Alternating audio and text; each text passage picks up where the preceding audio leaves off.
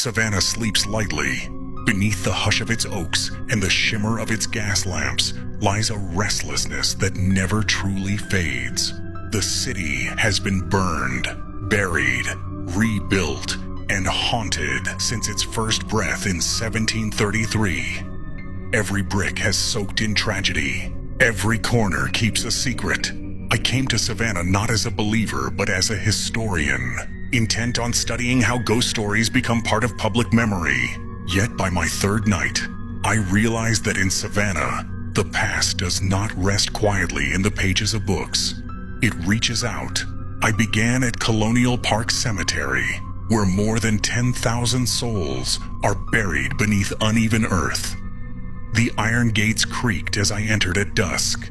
The stones leaned, names long eroded, and the smell of damp earth rose like old breath.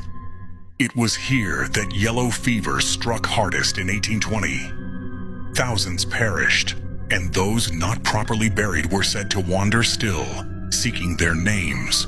Near the oldest section, I found a slab marked only by an initial. As I traced my fingers over it, a chill moved through me. The evening air fell silent. No wind, no insects, no city hum. Then came a sound, faint but clear, the dragging of feet over dry leaves. I turned and saw a shape, gray and thin, crossing between graves. It stopped, head lowered as if weeping, then vanished behind a monument that cast no shadow. I told myself it was imagination, but the prince remained in the dew-soaked grass. Locals call him the Mourner. Some claim he was a minister who buried plague victims until he collapsed himself. Others say he's simply the spirit of grief that the city cannot bury. Later that night, I walked through Monterey Square. The moonlight fell across the red brick mansion that once belonged to Jim Williams, the same man whose life and death inspired Midnight in the Garden of Good and Evil. Inside those walls, he held lavish parties and collected rare antiques. Yet many believe he never truly left.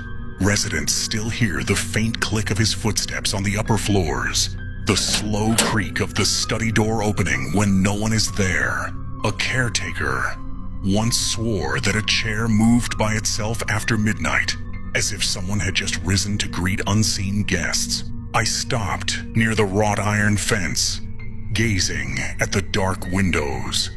A light flickered inside. Just once, I thought of Williams, standing at his window on stormy nights, surveying the city he loved and lost. The trial that followed his final act left Savannah divided, but in death, he found no peace.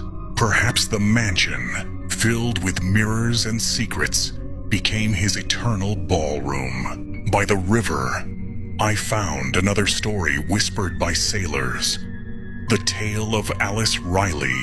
In 1735, she was hanged for the murder of her master and became the first woman executed in Georgia. She pleaded for mercy, claiming she was innocent, and begged that her unborn child be spared.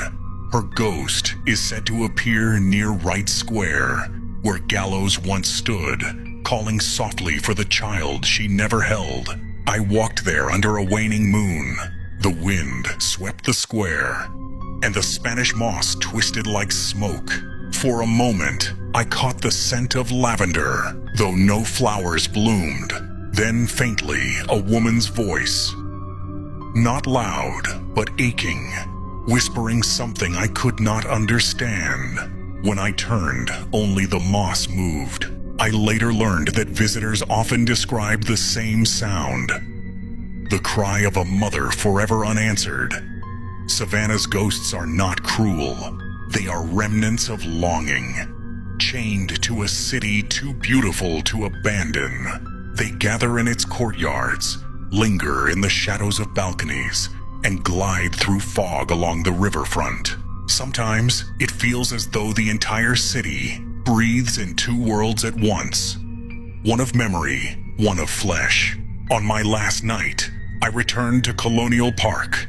The gates were locked, but through the bars, I saw the faint glow of blue light drifting between the tombs. It swayed like a lantern, then like a hand beckoning me closer. I pressed my face to the cold iron, heart pounding. A whisper passed my ear. Write what you see, so we are not forgotten. Then the light vanished. The air was still.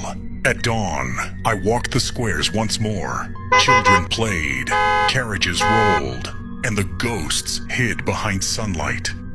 Savannah seemed alive again, yet I knew better. Beneath every step, beneath the charm and music, lies a city layered in sorrow. The dead here do not haunt out of malice. They remain because Savannah remembers them, and in return, they remember us. If you visit, listen to the silence between the songs of the cicadas. Watch the fog roll through the oaks. You may feel a touch on your shoulder, a sigh in your ear, or the faintest chill that tells you you're not alone. Because in Savannah, no story ever truly ends. It only lingers, waiting to be told again.